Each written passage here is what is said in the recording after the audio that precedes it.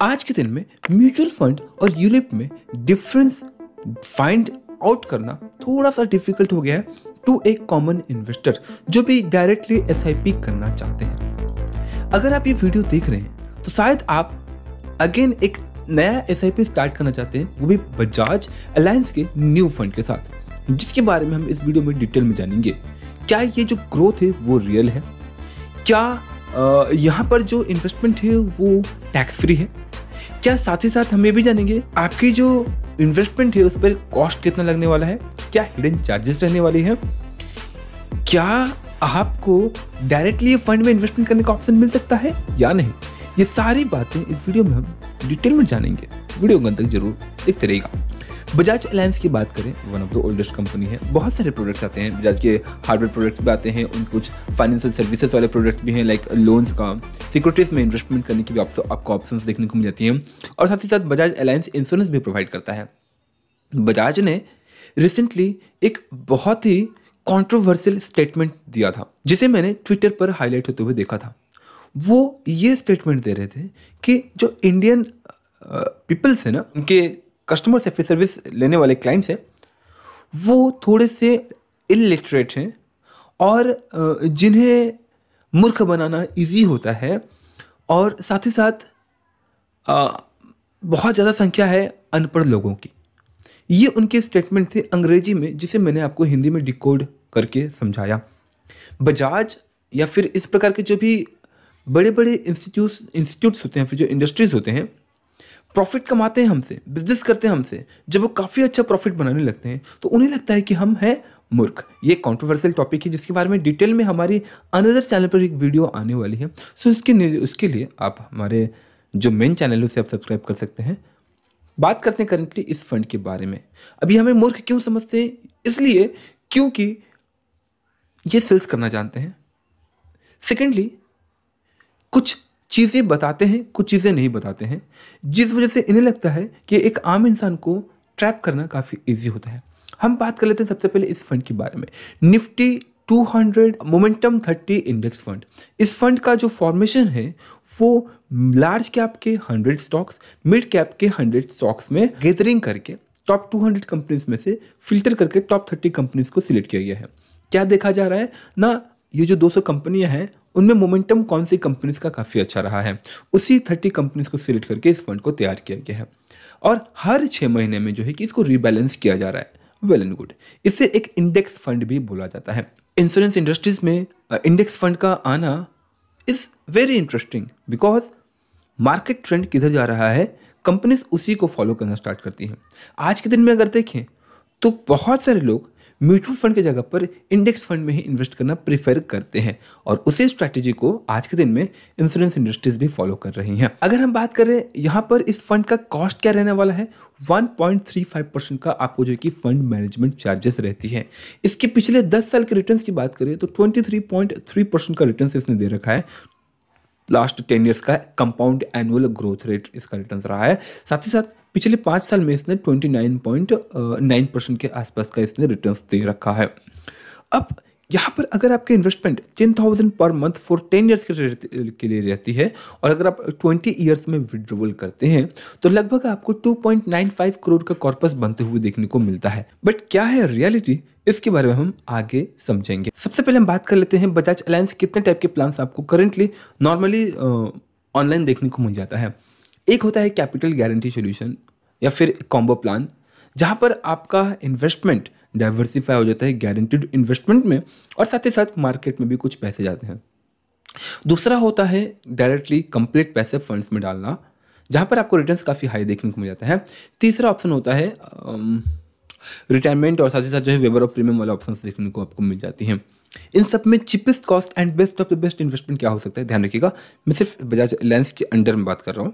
तो डायरेक्ट जो आपका ग्रोथ देता है, सिर्फ और सिर्फ प्योर ग्रोथ, वो प्योर इन्वेस्टमेंट के लिए बेस्ट होता है। अब वापस हम अपने फंड की बात करते हैं। अब क्या हम ये रिटर्न्स प्रेडिक्ट या फिर एक्सपेक्ट कर सकते हैं कि हमें लॉन्ग टर्म में जो है कि यही रिटर्न्स मिल जाए? तो हमारे जो रिटर्न्स एक्सपेक्टेशन से ऐसे फंड के साथ हमें 17 से 18% तक का रखना चाहिए। 17 to 18% is also a very good return. 17 से 18% का अगर हम रिटर्न से एक्सपेक्ट करके चलते हैं जो कि अगेन मार्केट काफ़ी बार अप डाउन होता रहता है, वोलेटाइल होता रहता है, इस रिटर्न्स के साथ भी जो है आप काफ़ी अच्छा कॉर्पस बना पाते हो। सेकेंडली, अगर आप लमसम करते हो तो आपको अच्छा ग्रोथ देखने को मिल जाता है। अगर आप एनुअली इन्वेस्टमेंट करते हो तो भी आपको अच्छा ग्रोथ देखने को मिल जाता है। बट अगर आप मंथली जाते हो तो यहाँ पर आपका रिटर्न्स थोड़ा स्लो ग्रोथ देखने को मिलता है। फॉर एन एग्जाम्पल, अगर आपने 1 लाख रुपए इन्वेस्टमेंट करने के बारे में सोचा है सालाना, और आप महीने के 8,000 या फिर 9,000 रुपये दे रहे हो, और एक व्यक्ति वहीं 1 लाख रुपए 1 साल का एक ही बार डाल रहा है, मार्केट फ्लक्चुएट होने के बाद भी 1 साल में लगभग लेट की उसने 10 से 12% का रिटर्न दिया, तो 1 लाख पर उसको 12% का ग्रोथ मिला, 1,12,000। बट वहीं जो मंथली इन्वेस्टमेंट करने वाला व्यक्ति है, वो फर्स्ट मंथ में डाला 10,000, सेकेंड मंथ में डाला 10,000, तो 10,000 के ऊपर फर्स्ट वाले मंथ में कुछ परसेंटेज मिला, तो वो 10,200 या फिर 10,400 हो गया। जैसे उसने अगली बार अगेन पैसे डाला, अगली SIP डाली 10,000 रुपये, तो उसका इन्वेस्टमेंट, या फिर अगर आपने कभी किया भी होगा तो आप देखिएगा कि आपका अगला SIP 10,000 प्लस 10,000 ओवरऑल 20,400 होनी चाहिए। बट ऐसे प्लान्स में आपका इन्वेस्टमेंट वैल्यू जाएगी 20,000, फ्लैट 20,000 हो सकता है, या फिर 20,100 हो जाएगा, या फिर 20,200 हो जाएगा, या फिर शायद वो 19,800 भी हो सकती है। ये इसके पीछे मेजर रीज़न यही है कि इनके चार्जेस काफ़ी रहते हैं। सो ऐसे जो SIP करते रहते हैं उनका ग्रोथ काफ़ी स्लो देखने को मिलता है, और उनको जो 12% का रिटर्न देखने को भी मिलेगा वो 1 साल के बाद 1 लाख रुपए जमा हो जाएगा, उसके बाद जाकर के 12% का रिटर्न देखने को मिलता है। तो दैट्स वाई अगर आप कैपेबल हैं तो एनुअल इन्वेस्टमेंट करें, आपके लिए काफ़ी बेनिफिशियल रहता है। और साथ ही साथ इसके कुछ और भी चार्जेस होते हैं जो कि आपको एवरी SIP में देना होता है। तो इन चार्जेस को अवॉइड करने के लिए एट एन एनुअल आप अगर स्टार्ट करते हो तो काफ़ी बेनिफिशियल होता है विद बजाज अलायंस। अब अगर हम इसके चार्जेस के बारे में बात करें जो कि काफ़ी कॉस्टली बना देता है आपके इन्वेस्टमेंट को, तो वो है सबसे पहला फंड मैनेजमेंट चार्जेस।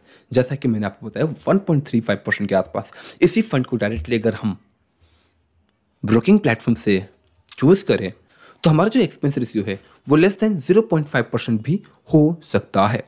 तो हम काफ़ी अच्छा अपना एक्सपेंस बचा पाते हैं। क्या इम्पैक्ट रहता है एक्सपेंस रेशियो का हमारे मैच्योरिटी के समय हमारे पोर्टफोलियो में? इसके ऊपर मैंने डिटेल वीडियो बना रखी है, आई बटन पे लिंक एंड साथ ही साथ एंड स्क्रीन में भी आपको देखने को मिल जाएगी। Go watch that video in detail. दूसरा charges mortality charges. Mortality charges वहां पर आपको लगता है जहां पर आपको लाइफ कवर देखने को मिलता है।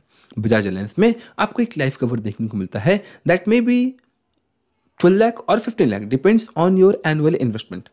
आपके एनुअल इन्वेस्टमेंट का 10x आपको लाइफ कवर देखने को मिल जाती है, जिस वजह से आपको यहाँ पर एक छोटा सा मोर्टेलिटी चार्जेस भी देना पड़ता है। अब अगर आप प्योर ग्रोथ के साथ जाते हैं तो बस एक लिमिटेड पीरियड के लिए आपको लाइफ कवर देखने को, लाइफ कवर का जो मोर्टेलिटी चार्जेस है वो करते हुए देखने को मिलता है, मे बी फॉर 3 ईयर और 4 ईयर, उसके बाद वो नहीं करता है। लेकिन अगर आपकी इन्वेस्टमेंट वेवर और प्रीमियम के साथ है तो शायद यहाँ पर आपकी मोर्टेलिटी चार्जेस लाइफ लॉन्ग कटती रहती है, लाइफ लॉन्ग करती रहती है, और वो समय अनुसार मोर्टेलिटी चार्जेस बढ़ता भी रहता है डिपेंडिंग ऑन योर एज। अगर आप 25, 30 या फिर 32 के आसपास ले रहे हैं, फिर 35 के आसपास भी ले रहे हैं, तो आपकी मोर्टेलिटी चार्जेस काफ़ी कम रहने वाली है। मे बी फर्स्ट ईयर में 1,000, देन 800, देन 900, देन 600। बट अगर आपकी एज 40, 45 या फिर 50 के आसपास है और आप इस प्लान के साथ इन्वेस्टमेंट करना चाहते हैं तो आपकी जो मोर्टेलिटी चार्जेस है वो काफ़ी हाई होने वाली है। सो इन पॉइंट्स का जरूर ध्यान रखिएगा इन्वेस्टमेंट स्टार्ट करने से पहले। अब लेट गेस कि मैं एक आम इंसान हूँ और मैं डायरेक्टली बस ग्रोथ चाहता हूँ, ये फंड मुझे अच्छा लगा, मैं डायरेक्टली इन्वेस्टमेंट करना चाहता हूँ, तो कैसे कर सकता हूँ जहाँ पर मुझे ये इतने सारे कॉस्ट ना लगे? Choose a broking platform. Video के डिस्क्रिप्शन में मैंने लिंक दे रखा है जिसके थ्रू से आप अपना अगर ETF या फिर इंडेक्स फंड में भी इन्वेस्टमेंट करते हो तो कोई ब्रोकरेज चार्जेस आपसे नहीं लिया जाएगा। सिर्फ जो चार्जेस रहता है वो आपका एक्सपेंस रेशियो रहता है। वीडियो के डिस्क्रिप्शन में मैंने लिंक दे रखा है जिसके थ्रू से जाकर के जो है आप अपनी इन्वेस्टमेंट स्टार्ट कर सकते हो धन डीमैट अकाउंट के थ्रू से, which I prefer to invest for my direct stock selection, delivery में हो या फिर ETF में इन्वेस्टमेंट, जीरो कॉस्ट चार्जेस। और म्यूचुअल फंड इंडेक्स के लिए तो ऐसे ही फ्री ऑफ कॉस्ट में आपको इन्वेस्टमेंट ऑप्शंस प्रोवाइड कर देती हैं। That's all friends, I hope कि आपको क्लैरिटी मिल गई होगी रिगार्डिंग दिस फंड जो कि बजाज अलायंस लेकर आया है। किसी टाइप की कोई भी क्वारी हो या फिर फीडबैक हो, और अगर आप चाहते हैं कि किसी और टॉपिक को कवर की जाए, चैनल को जरूर सब्सक्राइब करें उसके रिगार्डिंग, और कमेंट बॉक्स में कमेंट जरूर करें।